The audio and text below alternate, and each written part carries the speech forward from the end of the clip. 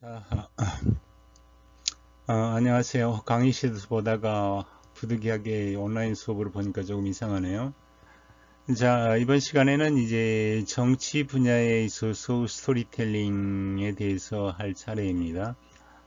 그런데 이제 다음 시간에는 아마 미국의 오바마 케이스도 언급이 되겠습니다만은 원칙적으로 이제 프랑스 정치계에 있어서 스토리텔링에 대해서 살펴보도록 하겠습니다. 그래서 이 시간에 살펴볼 것은 우리가 2007년 그리고 프랑스 대통령 선거는 5년 만에 한 번씩 하죠.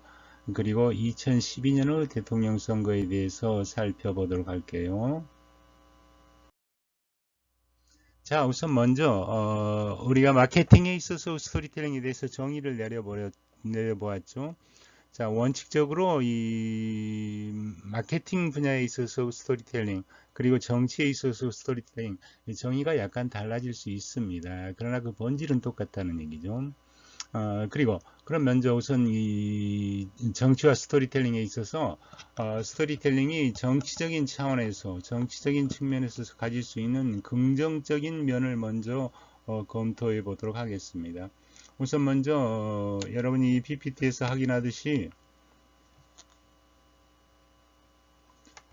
우선 복잡한 정책에 흥미를 갖게 하고 이해시키는 데 스토리텔링이 도움이 될 수 있다는 얘기죠. 대부분의 국민, 대부분의 유권자들은 사실 정책 따위에는 별 관심이 없습니다. 여러분도 그렇듯이. 물론 자기에게 직접적으로 연관이 된다 그러면 어느 정도 이제 흥미를 보이고 또 이해하려고 혹은 극렬하게 반대하려고 노력을 합니다만은 대다수의 국민은 정책 따위는 흥미를 갖지 않습니다. 그리고 두 번째로는 정치인들이 이 스토리텔링에 의존하는 이유는 어떻게든 유권자의 감정을 움직여서 지지를 이끌어내려고 한다라는 얘기죠. 우리도 이제 부득이한 사태로 대통령 선거가 한 달이 덜 남았죠. 그래서 아마 수많은 스토리텔링을 접하게 될 것입니다. 그리고 세 번째는 그 무엇보다도 스토리텔링이라는 수단을 통해서 정치인은 자기 이미지, 이게 이제 그 우리가 마케팅에서 했을 때는 브랜드를 말하는 거죠. 그러니까 예컨대 루이비통이라든가 샤넬이 스토리텔링을 통해서 이 자기 이미지 브랜드를 구축했듯이 정치인도 자기만의 이미지를 구축하는데 스토리텔링을 이용한다는 얘기입니다. 그리고 마지막으로는 자, 미디어에 빠르게 퍼질 수 있는 메시지가 필요하다는 얘기입니다. 이상 네 가지 정도로 긍정적인 측면을 이제 언급해 보았습니다. 자, 이 긍정적인 측면은 말 그대로 긍정적인 측면이기 때문에 가치론적으로 평가할 수 없습니다. 그런데 이제 두 번째 그 스토리텔링의 유형, 특히 정치인들이 주로 사용하는 그 유형이 있는데 첫 번째는 개인적인 서사가 있습니다. 즉 개인 이야기를 하는 거죠. 개인 이야기를 중심으로 스토리를 꾸며 나간다는 얘기죠. 예컨대 흑수저 이야기, 우리나라 흑수저 이야기 많죠. 글쎄 뭐 수업 시간에 구체적인 정치인의 우리나라 정치인의 이름을 언급하게 돼서 좀 그렇습니다만은 뭐 예컨대 이재명이라든가 예컨대 소년공에서 그 야당의 총재가 되어가지고 유력한 후보가 되었다는 얘기죠. 여당도 마찬가지죠. 지금은 이제 여당이 좀 복잡하긴 합니다만은 김문수 전 지사 이 양반도 뭐 학교 다닐 때는 그 뭐죠 그 저항운동 하느라고 감옥에도 갔다 오고 그런 식으로 어떤 개인적인 서사를 이용한다는 얘기입니다. 프랑스에서는 2007년도 그 뭐랄까요 2007년도 니콜라 사르코지가 조금 이따 하게 되겠습니다만은 니콜라 사르코지가 전쟁 스토리를 사용했는데 그 양반도 스토리텔링 초창기에는 개인적인 서사를 많이 이용을 했습니다. 이 개인적인 서사가 효과를 가지려면은 그 뭐랄까요 그 개인의 말하자면 그 이력이 어떤 극적인 효과가 있어야 됩니다. 그러니까 우리가 그 서사학에서 보았듯이 급전이라든가 반전이라든가 이런 그런 어떤 그 극적인 개인사가 있어야 된다는 얘기죠.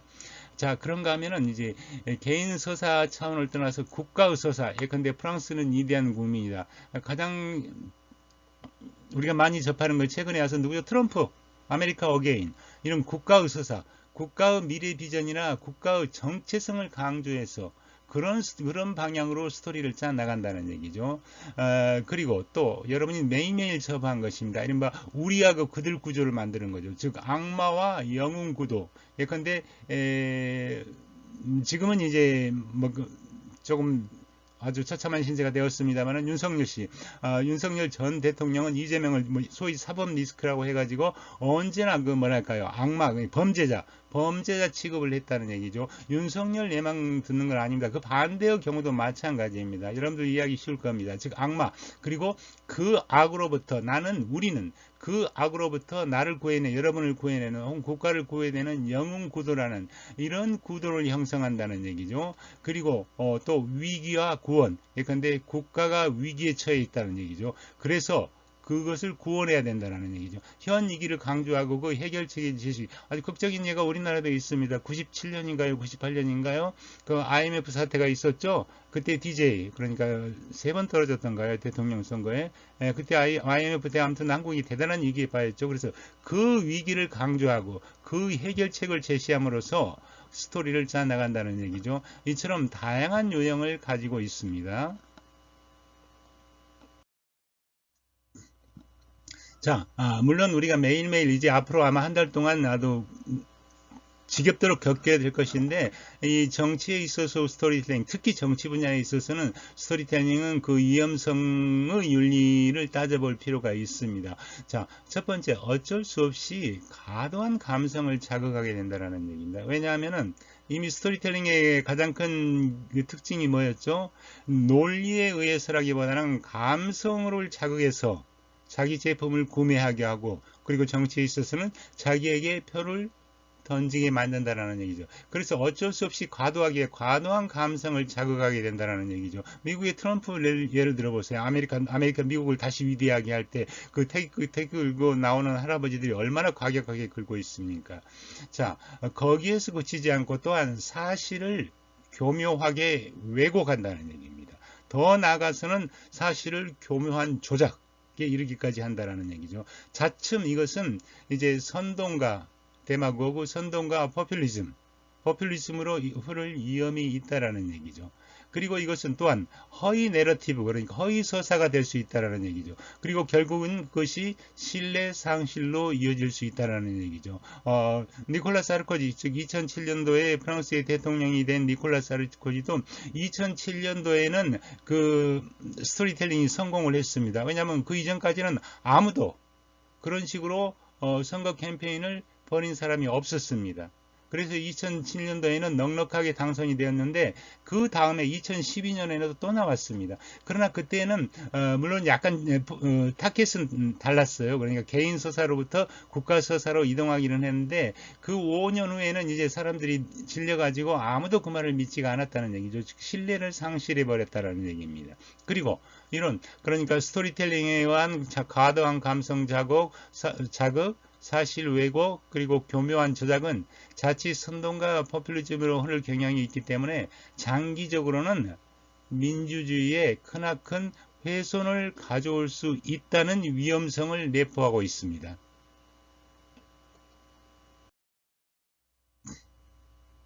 자, 그러면 이제 프랑스에 우리가 이제 애초에 생각했던 이 프랑스에 있어서 스토리텔링에 대해서 개요를 이제 정리해 보도록 하겠습니다. Alors, partie des États-Unis. partie des États-Unis라는 것은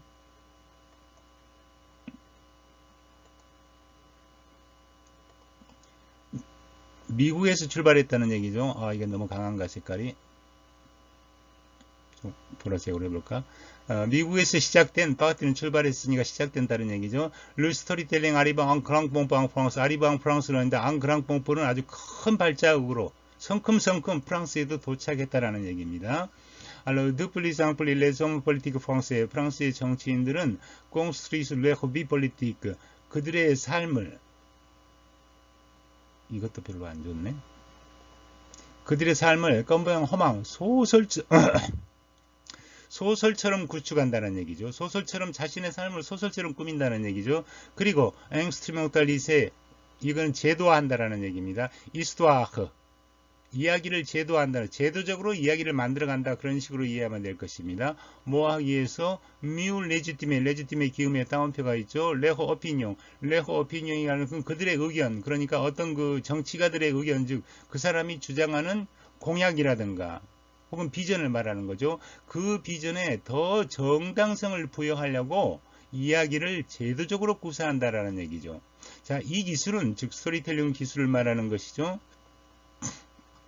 오늘날 그분이 안케크소 어떤 점에 있어서는 윈마시느드게르 그야말로 전쟁 기기가 되어버렸다는 얘기입니다.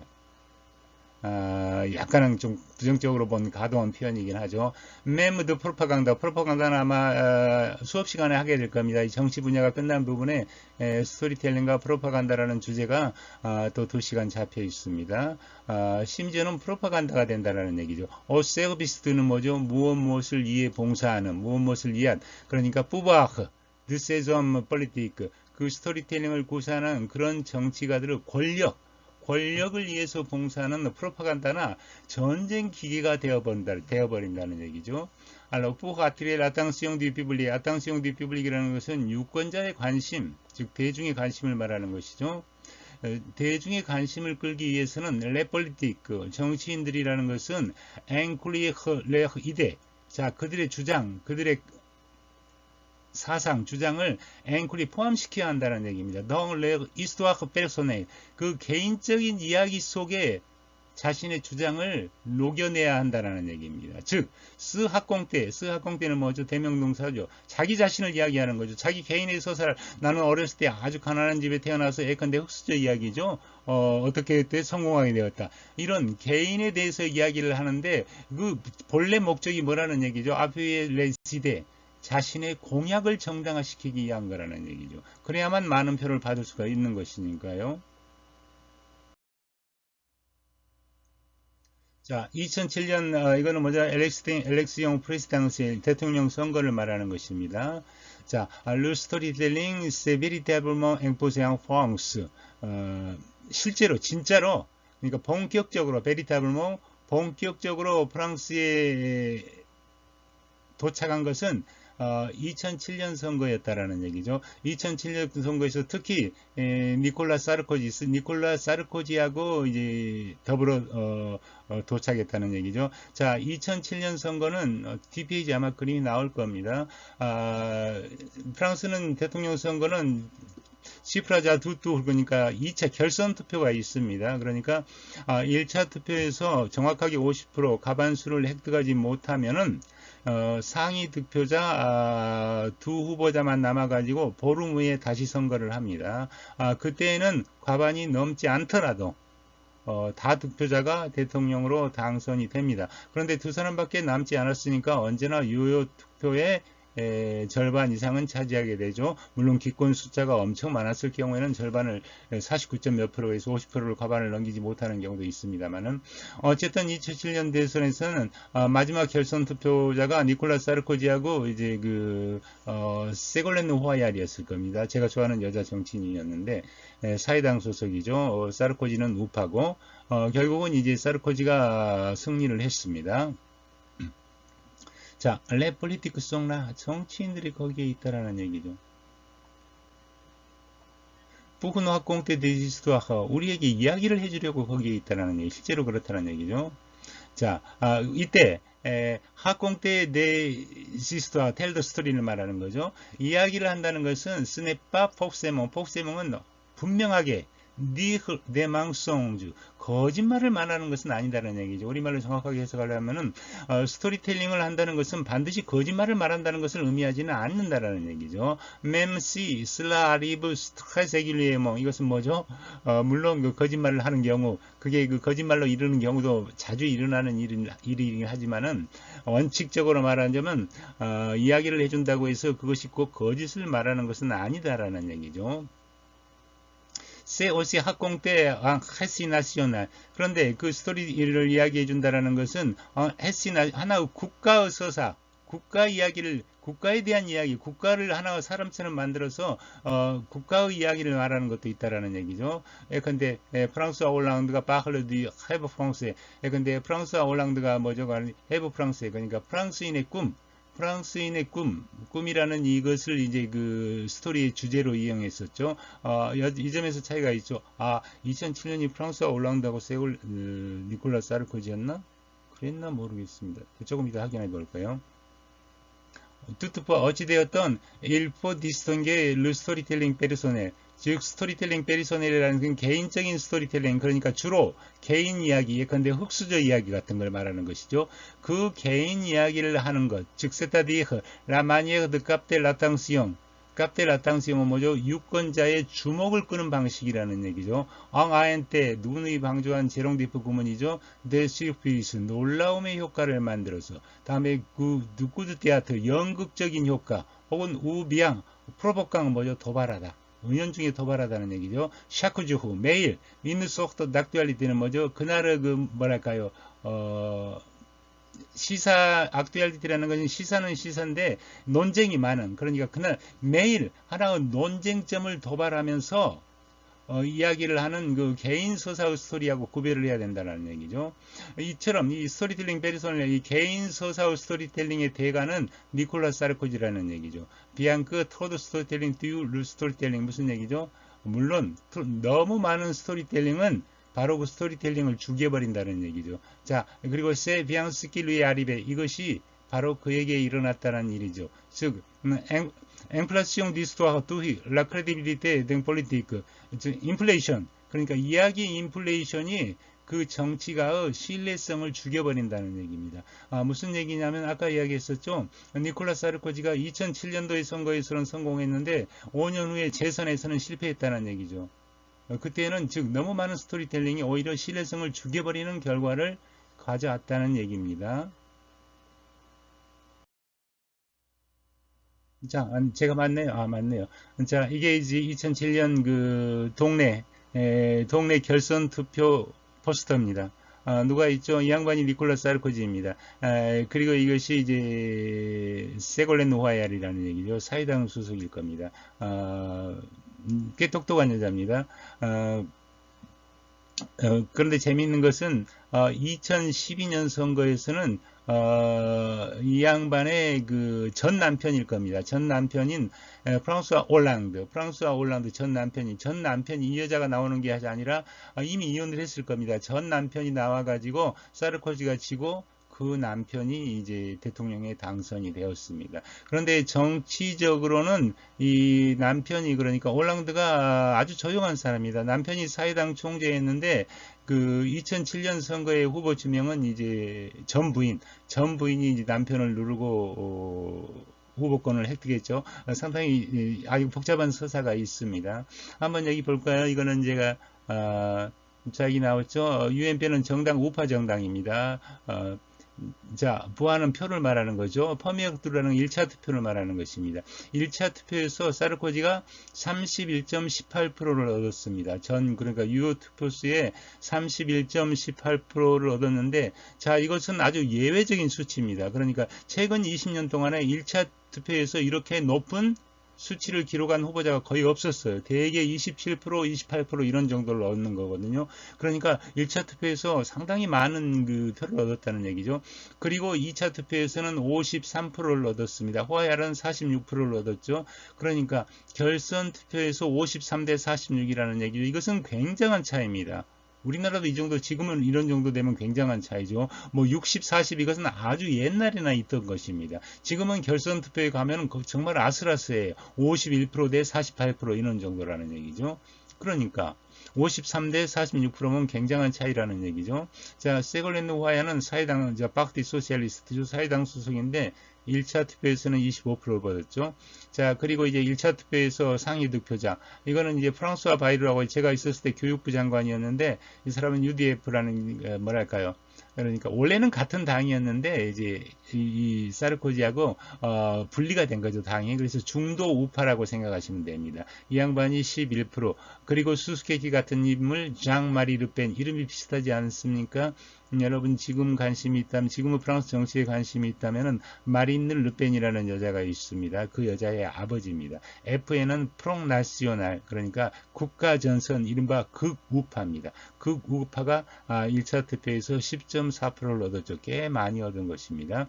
그런데 이제 결선 투표에서는 이 두 사람은 못 올라가고, 이 두 사람이 붙어가지고 사르코지가 프랑스 대통령으로 당선이 된 거죠.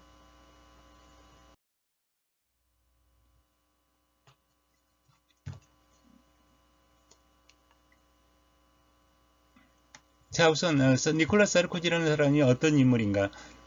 이 사람의 생애를 이제 뭐 자세히 말할 필요는 없겠죠. 간단하게 그 계략적인, 그러니까 전체적으로 이 사람의 삶이 이제 어떤 극적 효과가 있는, 그러니까 스토리로 구성되기가 쉬운 삶인가 아닌가를 여러분이 판단해 보면 되겠죠. 헝가리 귀족 가문 출신이라고 합니다.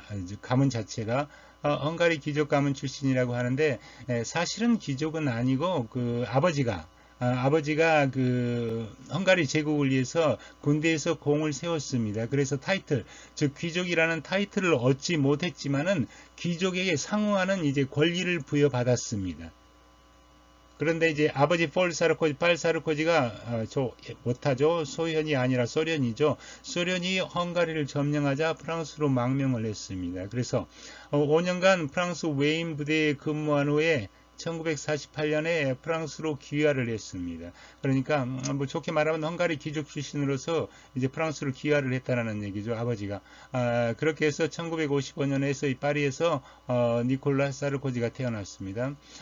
파리 정치대학을 졸업했습니다. 파리 정치대학이라는 것은 물론 좋은 대학입니다. 좋은 대학이고 그해 81년에 변호사 자격증도 획득했는데 파리 행정학교가 아닙니다. 파리 정치대학이라는 것은 에콜 폴리테크닉인데, 그러니까 좋은 대학이긴 한데, 그러니까 우리나라의 그 S대 뭐처럼 완전한, 그러니까 최고 엘리트들이 가는 정통 코스는 아니라는 얘기입니다. 그것이 의미가 있습니다. 그러니까 이른바 고급 행정 가려고 하는 엘리트 코스를 밟지는 않았다는 얘기입니다. 전체적으로 엘리트이긴 합니다만은 1985년에 결혼을 해서 두 아들이 되었습니다. 두 아들을 낳았습니다. 그 다음이 재밌습니다. 84년에 네일리 수익세는 이제 파리 교회, 그러니까 수도권이긴 하죠. 파리 교회 그 시장으로 선출되었습니다. 그런데 프랑스에서는 이제 결혼을 하면은 결혼도 두 차례 열리죠. 성당에 가서 한번 결혼을 하죠. 신부님을 모시고, 그리고, 구청이나 시청에 가서 이제 행정적으로 또 결혼을 합니다. 서류상으로, 서명을 하고, 그때는, 그 꼬민리의 시장이 나와서 우리처럼 이제 주례를 서줍니다. 그런데 84년에 이 세실리아라는 여자가, 세실리아 시가네허 알베니즈라는 여자가 결혼식을 하는데, 사르코지가 이 수익센 시장의 신분으로서 그 주례를 섰습니다. 그런데 자기가 주례를 쓴 그 여자하고 어떻게 이제 불륜이었죠. 만나게 되어가지고 이 여자와 두 번째 결혼을 하게 됩니다. 그리고 두 번째 결혼도 이제 파탄이 나가지고 세 번째 까를라 브루니와 결혼을 합니다. 까를라 브루니는 이제 모델이고도 또 가수입니다. 혹시 아는 학생이 있을려나 모르겠습니다. 우리나라에도 한번 온 걸로 알고 있습니다. 그러니까 대통령이 된 다음에, 이미 그 전에 동거하고 있었는데 대통령이 된 다음에 엘리제궁에서 까를라 브루니와 이제 결혼 파티를 열었다는 얘기가 되겠죠. 자, 물 한 잔 마시고 왔어요. 준비시키고.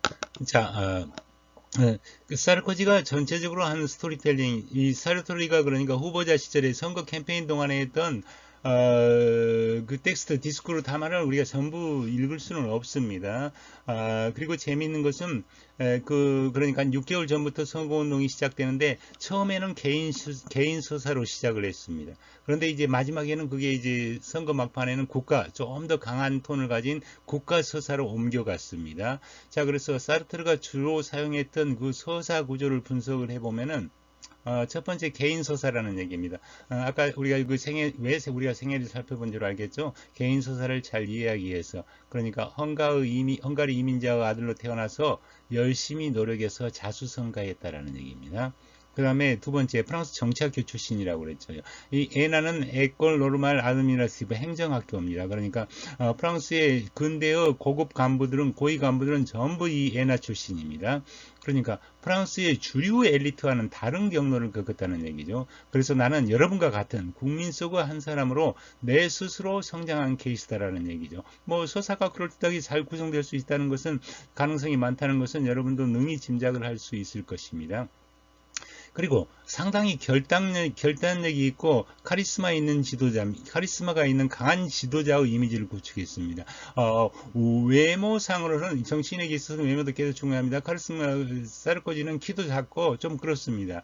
그런데 예컨대 2005년에 그 파리 교회에 이제 폭동이 있었는데 주로 이제 그 파리 교회 폭동이라는 것은 주로 뭐랄까요, 이민자라든가 그러니까 좀 말하기가 그런데 그러니까 흑인 계통이 그러니까 사회적으로 소외 계층이 많이 나와서 일으킨 폭동이거든요. 이 폭동에 대해서 쓰레기를 내가 치워버리겠다. 국가 의기를 강조하는 것이죠. 그리고 자기가 해결사로 나서겠다. 그런 서사를 펼쳤다는 얘기죠. 다음에 미디어 활용이 아주 탁월한 재능이 있었습니다. 감정 저격에 탁월하다는 얘기죠.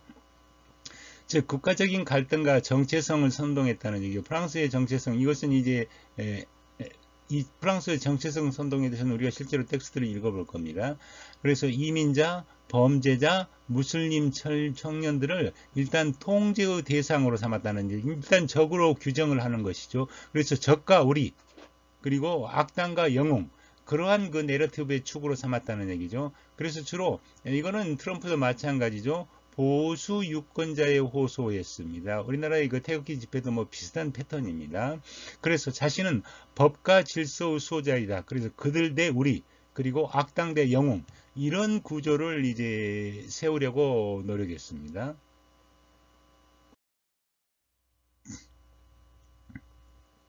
자, 다음은 이제 사르코지의 서사를 가장 잘 이야기해서 2007년 3월 13일 아마 대통령 선거가 5월 달에 있었을 겁니다. 2007년 부장송이라는 도시에 있어서 뭐랄까요? 그러니까 지지자들을 모아놓고 한 연설이 있습니다.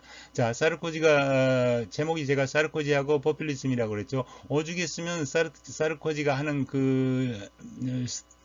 정치에 스토리텔링을 정치에 이용하는 그런 것을 사르코즘이라고 하죠. 이즘이라는 것은 원래 하나의 이념이라든가 주의에 붙이는 그 전미어인데 이제 언론인들이 그거 사르코즘이다 이렇게 이제 붙이는 것이죠. 그리고 포퓰리즘, 사르코즘과 포퓰리즘이라는 얘기죠.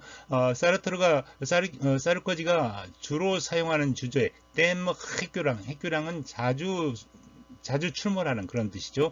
자주 출몰하는 주제 일부러 제가 직역을 합니다.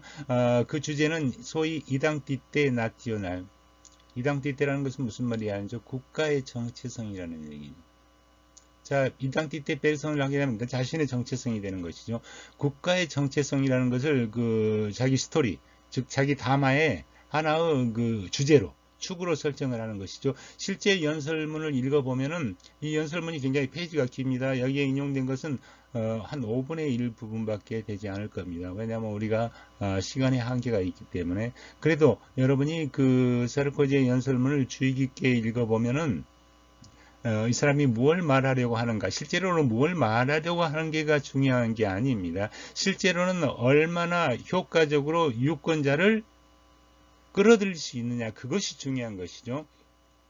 자, 우선 이제 번역본부터 읽어볼까요? 제가 일부러 번역본을 갖다 놓았는데 이거는 구글 번역본을 이용하는 것입니다. 꽤 번역이 많이 발생했어요. 우선 한국말부터 읽어볼까요? 나의 사랑하는 친구들 여러분 모두 감사합니다. 오늘 저녁 이렇게 많은 분들이 와주셔서 프랑스가 끝나지 않았다는 것, 나 이거 살펴보지도 않았습니다. 맞게 된 것인지 아닌지.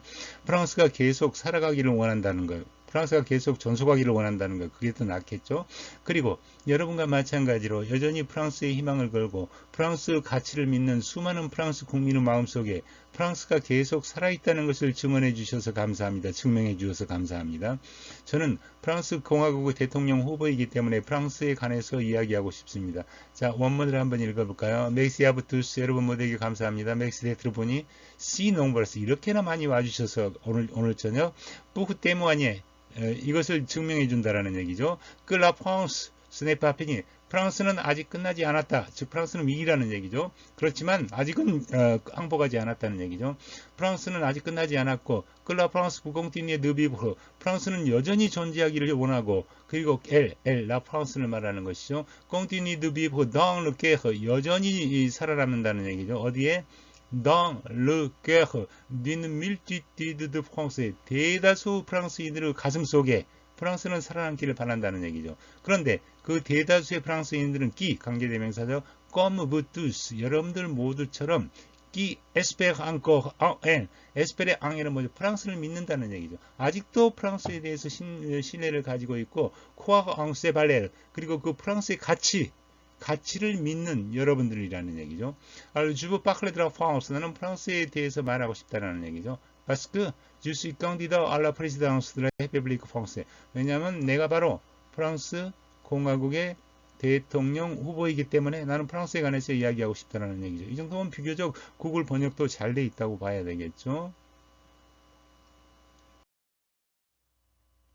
자, 이제는 이제 시간 절약하기 위해서 여러분 이거 참조용으로 나오는 겁니다.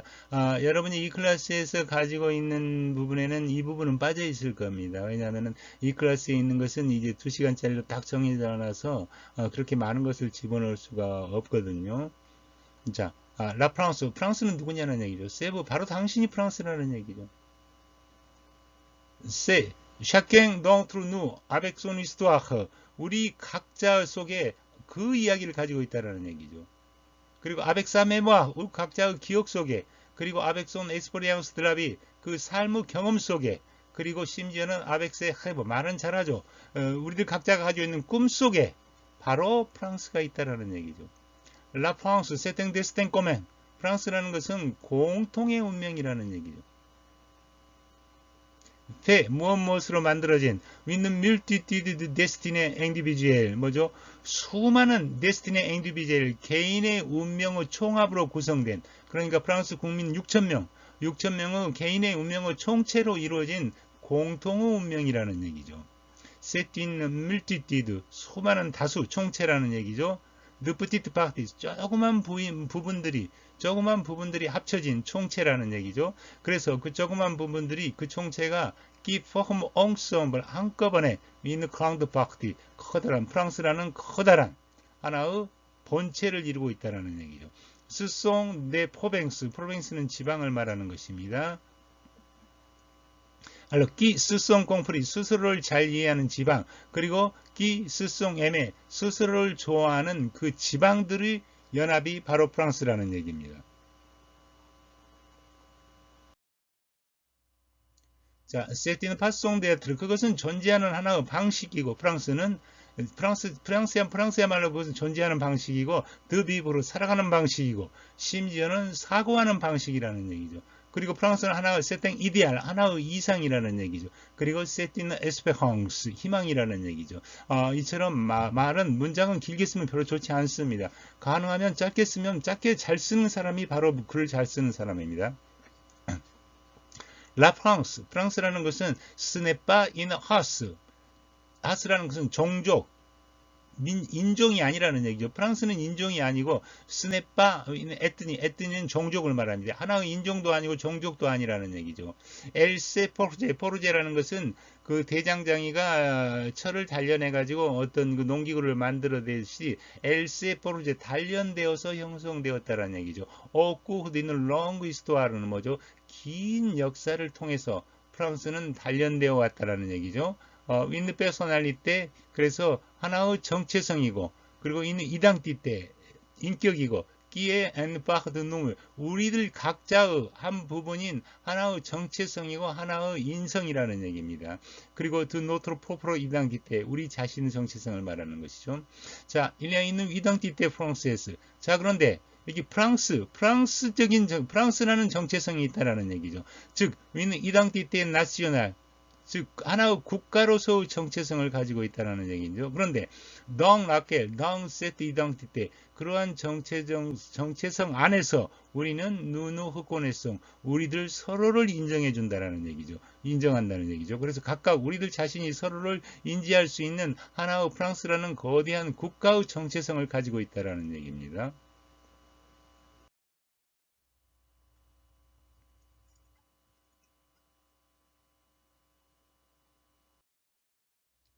그래서 Je continue à parler de l'identité nationale. 그래서 나는 국가의 정체성에 대해서 직역을 하면은 계속해서 이야기할 것입니다. 계속 이야기하는 것을 계속할 것입니다. 바스크 주크학교 왜냐하면 그 이야기를 내가 믿기 때문이라는 얘기죠. l'identité nationale pour un peuple 한 민족에게 한 국민에게 국가의 정체성이라는 것은 c'est quelque chose essentiel, quelque chose essentiel 아주 본질적인 것이라는 얘기죠. 그리고 바스크 주크학교 쉽죠? 그 이하를 믿기 때문이라는 얘기죠. 라 프랑스, 트라베르스. 자, 현재형으로 쓰였죠. 라 프랑스, 트라베르스, 인 크리스트 이당티테. 프랑스는 현재 여기서 앙트랭드 트라베르스가 됐습니다. 오히려 진행형이 낫겠죠. 윈 크리스트 이당티테. 정체성의 위기를 지금 겪고 있는 중이라는 얘기죠. 아까 무슨 얘기죠? 그 2005년 5월에 그 폭동 사태. 이런 것처럼 프랑스는 현재 국가의 정체성을 심각한 위기를 겪고 있는 중이라는 얘기죠. 그리고 세트 크리스의 그라브 이 위기는 상당히 심각하다는 얘기죠. 심각할 뿐만이 아니라 그 세트 크리스의 포퐁드 아주 심층적이라는 얘기입니다. 그리고 세트 크리스의 덩주후스 위험하기까지 하다는 얘기입니다. 자, 아누 꽁테스테 르 두아드 바클레 드 노트 이당티 때 자, 그래서 우리의 정체성에 대해서 말할 권리에 항의할 수가 있다는 얘기죠. 자, 누누사봉 뿔리 끼누썸. 자, 우리는 지금 누누사 더 이상은 모른다는 얘기예요. 끼누썸 우리가 누구인지, 우리의 정체성이 무엇인지 더 이상은 모른다는 얘기죠. 파스크 누나몽 뿔리 르투아드 바클레 드스크 누썸. 드스크 누썸은 뭐죠? 우리가 누구인지, 우리가 무엇인지를 말할 권리가 더 이상 없기 때문에 우리는 지금 실제 우리가 누구인지, 우리의 정체성이 무엇인지 모르고 있다라는 얘기입니다. 그러므로 je continue donc de parler de l'identité 반복이죠. parce que c'est un sujet 왜냐하면 그 국가의 정체성이라는 것은 un sujet qui concerne tous les Français concerne 관련되다. 모든 프랑스인들에게 관련되는 주제이기 때문에 나는 국가의 정체성에 대해서 이야기를 해야 되겠다는 것입니다. parce que je ne veux pas laisser le monopole de la nation à l'extrême. 자, 왜냐하면 또 je ne veux pas laisser 목적어, 르 모노폴 드라 나시용. 그러니까 국가의 독점, 국가를 독점한다는 얘기예요. 국가를 독점하는 것을 엑스트레무 드로아트는 뭐죠? 극우. 극우는 아까 그 선거 그 뭐죠? 결과 보았습니까? 그러니까 장마리 르팽. 장마리 르팽은 그야말로 그 사람의 이 선거 캠페인은 다른 건 없습니다. 그러니까 제가 있었을 때부터 꾸준히 대통령 선거에 나왔는데 선거 구호가 뭐냐 하면은 그러니까 그 선거 포스터에 넣는 구호가 있습니다. 비트입니다. 비트. 딱 네 알파벳 4개죠. 비트하고 느낌표 하나. 정확히 하나면 5개죠. 비트라는 것은 빨리라는 얘기죠. 이건 무슨 뜻이냐면은 외국인들 빨리 몰아내라는 뜻입니다. 그래서 이 양반은 그 30년 전부터 선거에 내세운 구호가 딱 하나입니다. 그야말로 이덩티티 나시오날입니다. 국가의 정체성을 지켜야 된다는 얘기죠. 아주 유명한 그 하나의 사건이 있었는데 아마 여러분이 태어나기 전일 겁니다. 1998년에 프랑스의 그 축구팀이 국가대표팀이 제가 그때 파리에 있었습니다만은 월드컵에서 사상 처음으로 우승을 했습니다. 자, 우승을 했는데 이제 그러니까 파리가 난리가 났었죠. 카퍼레이드 벌어지고 TV도 뭐 며칠을 거쳐서 그 프랑스 국가대표팀을 소개하고 그랬는데 이 장마리 르펜이 뭐라고 말했느냐면은 그 결승전에서 프랑스 그 시작하기 전에 프랑스 선수들이 프랑스 국가를 부르는데 프랑스 국가가 쉽지는 않습니다. 그 입을 다물고 그러니까 국가를 안 부르는 선수들이 있었어요. 그 점에 이제 착안해가지고 장마리 르펜이 말했죠. 저렇게 프랑스 국가조차 모르는 사람이 프랑스 국가대표를 하고 있다라는 얘기죠. 글쎄요 모르겠습니다. 실제 그 프랑스 국가대표 중에 그 많은 무시할 수 없는 부분이 그러니까 북아프리카라든가 아프리카에서 오는 선수가 있죠. 물론 조상 때 왔습니다만은 혹은 어렸을 때 왔을 거나 걔들이 프랑스 국가를 모를 수는 있습니다. 그런데 어쨌든 이제 그 점을 꼬집어 가지고 이제 그런데 결과적으로 그 꼬집은 것은 아주 좋지 못했습니다. 그래서 당장에 난리가 났죠. 지금처럼 쟤들이 그러니까 프랑스 역사에 최초로 월드컵에 우승을 했는데 그깟 국가적 못 부르는 게 어떠느냐는 얘기죠. 그래서 오히려 역효과를 냈던 그런 기억이 있는 사람입니다. 즉 이 말은 그 말입니다. 주누부파 나는 원하지 않는다. 즉 국가의 모노폴 드라 국가를 독점하는 것을 그 국가를 독점하기 국가의 정체성을 정확히 말하면은 극우가 국가의 정체성이라는 주제를 독점하도록 내버려두지 않겠다는 얘기입니다. 그러니까 1차 투표에서 장마리 르펜에게 주었던 표를 나한테 달라는 얘기죠. 그리고 또 바스크죠. 바스크, 주무페 인 오트 이데드라 프랑스. 자, 페 인 오트 이데드라 프랑스는 아주 프랑스에 대한 아주 고귀한 생각을 말하는 것이죠. 프랑스에 대해서 아주 높은 고귀한 생각을 가지고 있기 때문이라는 얘기죠. 바스크, 주네빠, 엉뜨드몽페이. 그리고 마지막으로는 뭐죠? 나는 나의 나라를, 내 조국을 전혀 부끄럽게 생각하지 않기 때문에 나는 프랑스의 정체성에 대해서 말하겠다는 얘기죠. 자, 바스크 주네파 옹트 드세 발레르. 자, 프랑스가 가지고 있는 가치에 대해서도 부끄럽지가 않고 드사 낄띠르. 프랑스가 가진 문화에 대해서도 부끄럽지도 않다라는 얘기죠. 그래서 주네파 멕시키세 네트로 프랑스.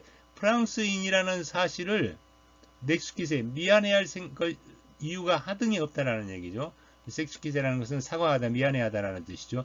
부끄러워야 할 일이 이유가 하나도 없다라는 얘기죠. 바스코 꽁트레요. 반대로 정수이 피에르. 나는 드라 프랑스죠. 나는 프랑스에 대해서 자랑스럽게 생각한다는 얘기입니다. 바스코 제므라 프랑스. 왜냐하면 나는 프랑스를 좋아한다는 얘기죠. 뿌스켈마도네는 뭐죠? 프랑스가 나에게 주었던 것. 대통령 후보가 되도록 키워주었잖아요. 프랑스가 나에게 마도네 앙빡다지 나누어 주었던 것. 그리고 뿌흐 스켈마 빼흠이드 드브니흐. 내가 이렇게 성장하도록 허용해 주었다는 것에 대해서 주었기 때문에 나는 더더욱 프랑스를 사랑하기 때문이라는 얘기죠.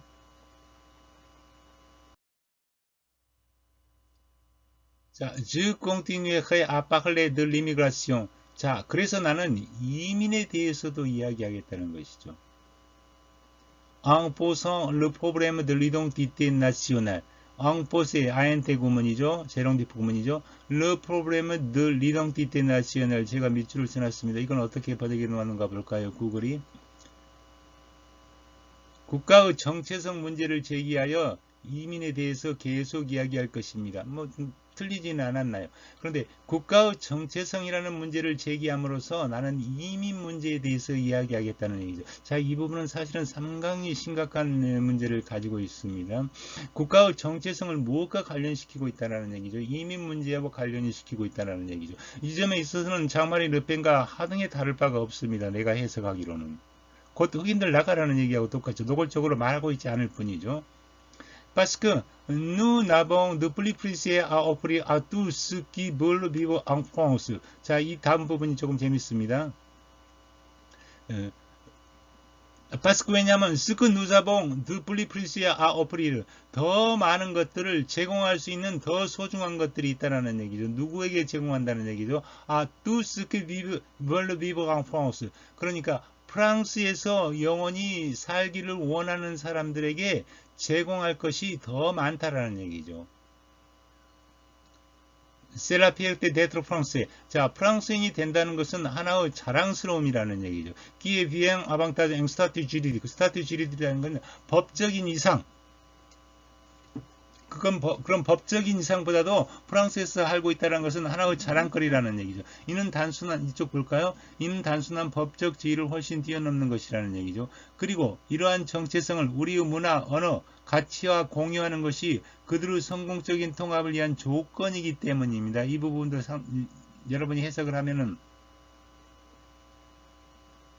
상당히 복잡한 문제를 가지고 있습니다. 그리고 이러한 정체성을 우리의 문화, 언어, 가치와 공유하는 것이 그들의 성공적인 통합을 위한 조건이기 때문입니다. 이 말을 확대 해석해 보세요. 프랑스에 거주하기 위해서 이민을 온 사람들은 우리의 문화, 우리의 언어, 우리의 가치를 공유해야 한다는 얘기입니다. 예컨대 올라라 죄송합니다. 예컨대 제가 수업하고 있는데 집에 혼자 있는 것처럼 행동했어. 예컨대 여러분 간혹가다 해외 토픽에 뉴스가 나오죠. 그러니까 그러니까 커뮤니티 뮤슬만 그러니까 프랑스에는 그 뮤슬만 해교도들이 많이 살잖아요. 그런데 그 해교도들은 이제 구역이 있습니다. 그 해교도들 중학교나 고등학교에서 그 히잡이나 이제 그 부르카 히잡이 쓰고 있는 경우가 있습니다.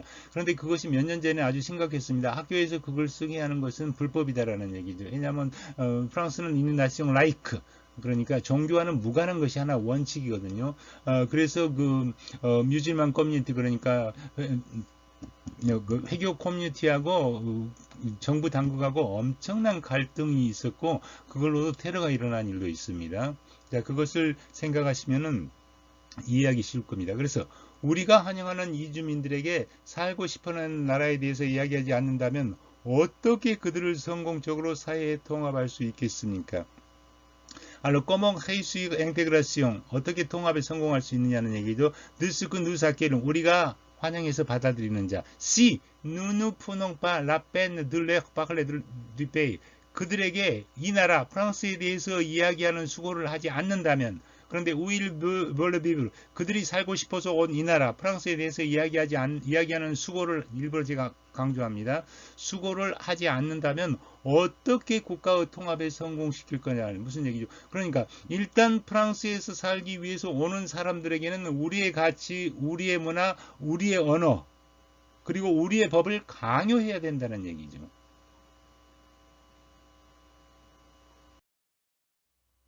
Alors, quand je veux défendre l'identité de la France, 내가 프랑스 정체성을 수호한다고 할 때, je veux défendre ces valeurs, 나는 그 프랑스 가치를 수호한다는 얘기죠. 그런데 만일 그 가치가 없다면은 être français, 프랑스인이 된다는 것은 나 tout simplement plus aucune signification, 아무런 의미가 없다라는 얘기죠. 내가 프랑스 정체성을 수용한다고 할 때는 프랑스가 가진 가치를 수호한다는 얘기라는 얘기죠. 그 가치가 없다면은 프랑스인이라는 것은 아무런 의미가 없다라는 얘기죠. 그래서 je veux défendre la séparation du temporel et du spirituel. 굉장히 문학적으로 철학적으로 썼네요. 나는 뭐죠? 옹호하고 싶다라는 얘기죠. 무엇을 옹호하고 싶다라는 얘기죠? 세파라시옹 드 땅볼에 땅볼에는 뭐죠? 지금 현대 그러니까 현세 시간적인 것 지금 현세적인 것 그다음 영적인 것 그러니까 지금 좀 그래서 문학적이라고 하는 것이죠. 나는 영적인 건가 현실적인 것을 서로 따로 나누어 생각하는 분리를 나는 옹호하고 싶다는 얘기죠. Alors, je veux défendre la liberté de l'esprit. 정신의 자유, 즉 사상의 자유를 옹호하고 싶다라는 얘기죠. 자, 이런 것들이 프랑스의 가치라는 얘기죠. Je veux défendre la justice. 정의를 옹호하고 싶다라는 얘기죠. égalité de l'homme et de femme. 여자와 남녀의 평등을 옹호하고 싶다는 얘기죠. défendre la neutralité du service public. neutrality는 중립성을 말하는 것입니다. 그 누구도 편들지 않는 것. service public이라는 것은 뭐죠? 공공 서비스의 중립성을 옹호하고 싶다라는 얘기죠. je veux défendre la laïcité. laïcité라는 것은 세속성이라고 하는데 이거는 좀 이해할 필요가 있습니다. 프랑스는 에듀카시옹은 원칙적으로 par principe même, par l'essence même like. 그래서 école like라고 하죠. 그러니까 어떠한 종교적인 색채도 띄지 않는 거라는 얘기죠. 그게 법으로 정해져 있습니다. Alors, je veux défendre la liberté de conscience, 양심의 자유, 그 다음에 la liberté d'expression, 표현의 자유, 그 다음에 je veux défendre la république, 공화국은 프랑스를 말하는 것이죠. 프랑스는 세계 역사 중에서 최초 공화국입니다. 그리고 la démocratie, 민주주의, 그리고 les droits de l'homme, 인권선언도 최초로 한 나라가 프랑스죠. 인권을 옹호하고 싶다는 얘기죠. Quand je veux défendre l'identité de France, 내가 만약 프랑스의 정체성을 옹호하고 싶다고 말할 때, je veux défendre un héritage de valeurs de civilisation, 문명의 가치로 우리가 물려받는 유산을 옹호하고 하겠다는 것과 마찬가지라는 얘기죠. Je veux défendre un héritage de pensée, 그러니까 사상의 유산, 아주 명확한 데카르트를 생각하면 되죠. 명확한 사상, 사고의 유산, 그리고 휴머니즘의 유산을 옹호하고 싶다는 얘기죠. Je veux défendre l'héritage des Lumières, L 마저스킬 대문자로 쓰였죠. 이 루미에르는 에포크 루미에르 하면 계몽의 시대를 말합니다. 그러니까 그 계몽의 시대의 유산을 말하는 것이죠. Celui de 2000 ans de civilisation chrétienne, 기독교 2000년 역사의 유산을 옹호하고 싶다는 얘기입니다. 자, 지쳤으니까 이쪽을 읽어볼까요? 자, 프랑스에 와서 살고 싶어하는 사람들에게 저는 단지 프랑스가 그들로 시작되는 것이 아니라는 것을 말하고 싶습니다. 아, 이건 원문을 봐야겠네요. 아, 스키 버르 비브라 프랑스. 그러니까 프랑스로 살려고 오는 사람들에게, 프랑스로 살려고 이민을 와든 어쨌든 프랑스로 살려오는 사람들에게 주브디르 생플먼 그 나는 단지 그 이하를 말하고 싶다라는 얘기죠. 그 이하 잘 보세요. 라 프랑스 ne commence pas avec 그 프랑스는 그들과 함께 시작된 것이 아니라는 얘기죠. 그러니까 당신들이 오기 전부터 프랑스는 있었다라는 얘기죠. 깰라 데자 벌써 있는 롱 히스토아 오랜 역사를 가지고 있고 깰라 데자 있는 모할 하나의 윤리를 가지고 있고 깰라 데자 있는 길들 하나의 문화를 가지고 있고 알로 길르포 아셉테 드 레프랑드 앙팍타즈 그렇게 해서 그것을 공유하는 이 무산을 수집하고 그리고 그것에 대해서 자랑스러워해야 된다라는 얘기입니다. 자, 프랑스는 그 누구에게도 자신의 기원, 역사, 고통을 잊으라고 한 적이 없습니다. 재밌죠? 프랑스는 그 누구에게도, 즉 새로 이민 온 어느 누구에게도 가정을 해보면은 그 자신의 기원이나 역사, 고통을 잊으라고 한 적은 없습니다. 그러나 앞에서 한 이야기는 뭐죠? 프랑스 문화, 프랑스 가치, 프랑스 간습을 받아들여야 된다라는 얘기죠. 이것과는 모순이 되잖아요. 단지 L 여기서는 프랑스를 말하는 거예요. 프랑스는 요구한다는 얘기죠. D'être aimé et respecté. 프랑스는 단지 존경받고 사랑받기를 요구할 뿐이라는 얘기죠. 그러니까 당신의 기원, 역사, 고통을 노골적으로 잊으라고 한 적은 없지만은 적어도 프랑스에 와서 살고 싶으면은 프랑스를 존경하고 프랑스를 사랑해야 된다는 얘기죠. 자, 이 부분까지 2007년도의 그 대통령 선거에서 니콜라 사르코지가 사용한 이 스토리텔링을 이제 분석을 해보았습니다. 결론을 간단하게 내리면서 넘어가죠. 어쨌든 우리가 초창기의 스토리텔링 그러니까 선거 캠페인 초창기를 말하는 거죠. 초창기의 스토리텔링을 살펴보지는 못했습니다만은 스토리텔링을 통해서 자신만의 브랜드를 구축하는 데 확실하게 성공했습니다. 그러니까 그러니까 1차 투표에서 31%를 얻을 정도로 그렇게 유력하지는 않았거든요. 아주 근소하게 우월할 뿐이었죠. 내러티브 구성 방식이 사회적인 긴장을 유발하고 있죠. 이거는 이제 트럼프가 자주 사용하는 방법이죠. 그리고 콘텐츠의 내용이 진실을 왜곡할 사실은 아슬아슬한 지점에 서 있는 부분이 많습니다. 그런 위험도 동시에 존재한다는 얘기죠. 결론적으로 프랑스의 그러니까 사르코지가 생각한 다수의 프랑스인들이 무엇을 원하는지를 정확히 파악해서 그들의 감정을 자극하는데 효과적으로 작용했다 하는 것을 말해줄 수가 있겠습니다. 일단 여기까지죠.